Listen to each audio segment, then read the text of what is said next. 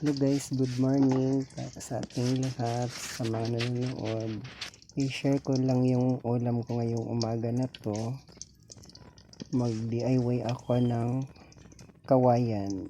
Mag-adobo ako ng bamboo, bunga ng bamboo.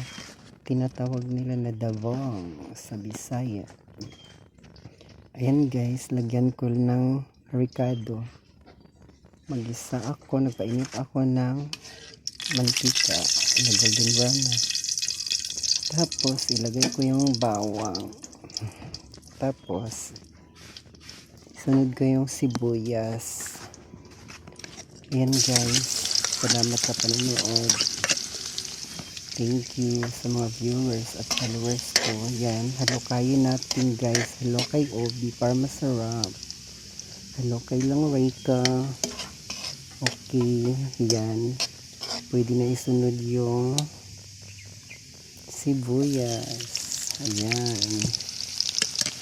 Sarap-sarap niyan guys. Ayan, kasi wala tayong ulam. Starte lang yan. Yung palipas oras.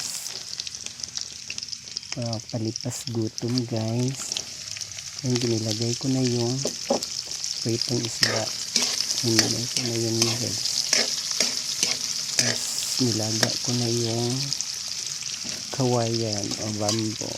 Nilaga ko na para hindi mapait. Tulad ng pag-ibig, may mapait, may matamis. Masarap yung luto at matamis guys. Walang pait. Para may forever. May forever ba? O ayan na guys. Nilagay ko na. Maya luto na yan guys. Naglahan ko lang yan kasi tapos ko na yung nilaga. Ayan guys, salamat sa panonood ha.